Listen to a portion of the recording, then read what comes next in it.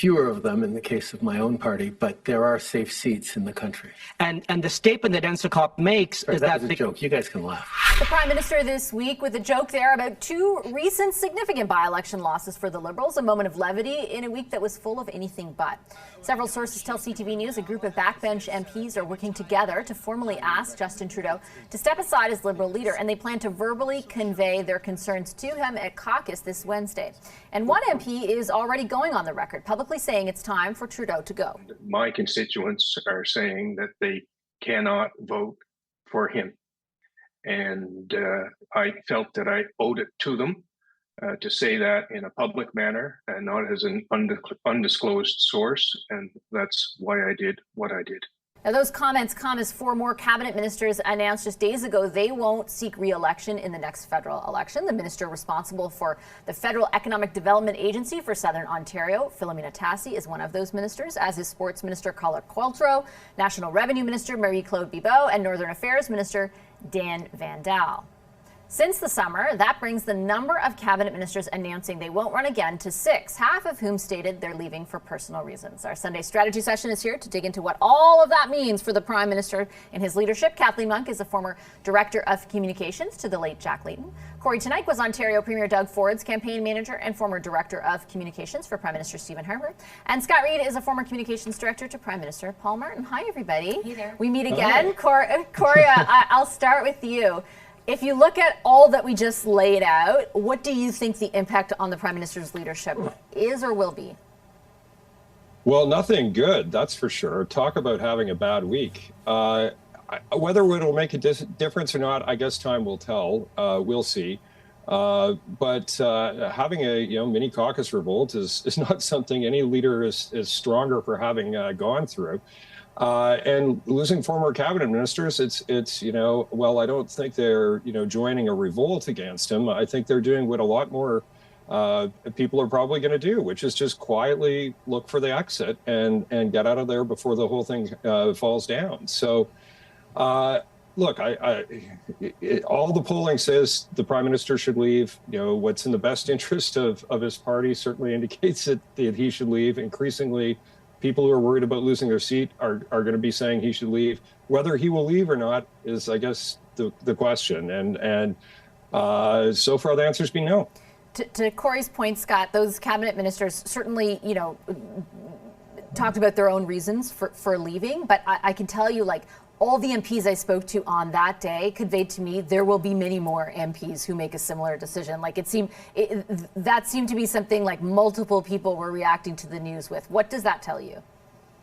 Well, look, the old Bob Dylan song, it's not dark yet, but it's getting there. And that increasingly describes the situation around the Prime Minister. We don't know exactly what's going to happen next week. We don't know if in the middle of this whole international crisis with India and everything else that's going on, that you're going to see 30 people stand up and demand that he quit in his own caucus. But those people are there. That is undeniable. And so, the challenge for the Prime Minister is that since June 24th, which he's joking about, there's been nothing. And that vacuum has been filled with frustration on the part of the backbench, where they're saying, well, are we to just go gently into that good night? Maybe not. Maybe we need to push back. And I think it's really less of a revolt than more of a reaction to the non-response from the Prime Minister and those around him about how they're going to make an adjustment, what they're going to do, is there a plan to become more competitive? And so I really do think that more and more people are going to say, all right, forget it then. I'm not going to run again. Some will gather and step forward and say he shouldn't run again. But all of it has the great, absolutely distinct odor of fin de regime around it. Kathleen, I think the Prime Minister this week, seemed to tacitly try and send a message or acknowledge what Scott just mentioned, and then send a message that there is fight in the way that he sort of navigated the foreign interference inquiry and leveled some pretty serious accusations at the Conservative Party. But ultimately, right away, the next day, the story was four cabinet ministers are leaving, despite the reasons that they're putting forward. Do you think the conversation around the Prime Minister is ultimately changing? Because they have remained very steadfast until now in their insistence he will be leading the party into the next election. So what we're hearing from inside, Liberal circles and around Parliament Hill is that they are planning to fight. But you kind of have to wonder, they didn't fight after Toronto St. Paul's. They didn't really put out the fight after Nanaimo caucus this past summer, and not again after losing LaSalle Verdun. So what has changed? Certainly there's more blood in the water after the announcement of these 4 cabinet ministers that are not going to reoffer again. And the sharks are circling.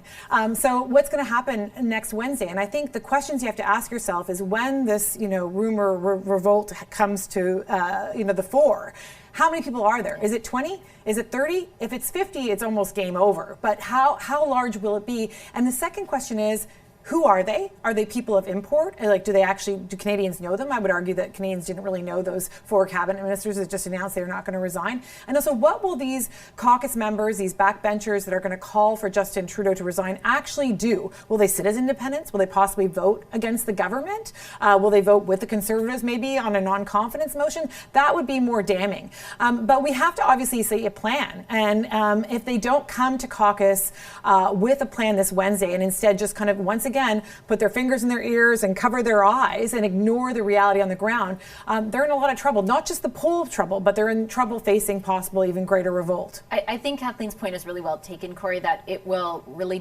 lots will depend on what happens this week in the size and the scope and the message that is ultimately delivered. But her other point is well taken too. They've had a few days now to come up with a response to something they know is brewing, right? Even at a minimum among a handful of MPs, but maybe many more.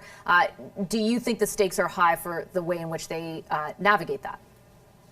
Very high. And look, whether they do some of the more harsh things that Kathleen suggested or not, it's still not good news. It's, I guess there are levels of degree. If you could look back to the Stockwell Day era and having people sitting as independents outside your caucus, that's the most extreme version. I don't think it'll come to that. But look, said on our podcast last week that they may not be in a full-on affair right now, but they're signing up on Ashley Madison. It doesn't bode well for the marriage.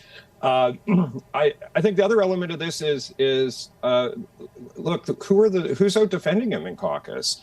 The silence is almost as damning as the names on a list, right? There's no enthusiasm for him, even amongst those people who are still tacitly backing his leadership. Yeah, there was a few MPs this week, Scott, who sent an email saying, hey guys, essentially I'm paraphrasing, this isn't making us look good. But even that didn't, it's not like, this has been now reported for well over a week. It's not like many people are jumping out to get in front of a camera and say, this is a shame, it shouldn't happen, or I'm not associated with this whatsoever. None of that has happened.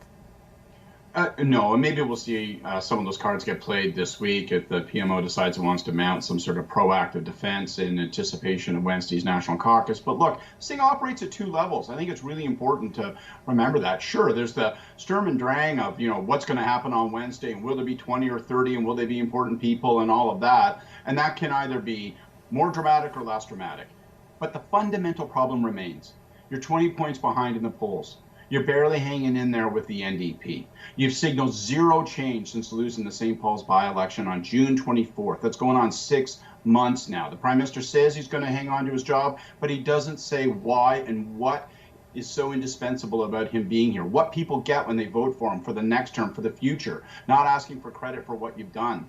And so that is the second level at which nothing is happening. That's the fundamental issue. And it doesn't matter to a certain degree how loud MPs are or are not. If the Prime Minister and his team don't fix that, then they cannot win the next election. And it's over. So it can be over in a whole variety of ways. But right now, they are doing nothing to make it better. And that's what's so damned puzzling. Last word to you, Kathleen. Yeah, I guess if we want to put our strategy hats on and say, how could they turn this around? They do still have 7 weeks before the House rises for Christmas. So what can they do in that time? What can they, roll out? They've got a couple confidence votes they're going to have to face, both from the Conservatives and the Democrats. How do they manage those? Could they dangle some money to the provinces? We just saw the deal happen with Manitoba in terms of the school lunches. Could that happen across the country? We're facing a number of elections across the country. Obviously, BC, and New Brunswick, but there could also be Saskatchewan, but there is Saskatchewan, but there could also be Nova Scotia being called really soon. So that could change some of the dynamic too. And we we are seeing, I mean, the polls are bad. Corey said it, we've all read it, we know the polls are bad, but we're also seeing upticks in Poilievre's negatives. I mean, that's a fact. It's not overwhelming, but his negatives are going up, and people are tuning in more to the politics of this game. So, I mean, in the case of imagining what is the art of the possible, they could do something, but they've got to bring a plan. They've got to bring a plan. They've got to execute on something, and they've got to show their team that they're going to move forward. Okay. They can do things. He could do something. I know it's old-timey. Give a speech. Give a speech where you say, I want to be prime minister for 4 more years because I have a burning desire to get these 3 things done, and I'm the only guy who will do them. Make it about the future. What's the purpose of being in power longer? That hasn't been articulated. And until it is, you're not going to convince Liberals, independents, your opponents, nobody, voters, nothing. Well, on that optimistic note, we are going to conclude today's discussion. Thanks, guys. Scott Reed, Corey Tonight, and Kathleen Munk, our Sunday strategy session. Appreciate it as always.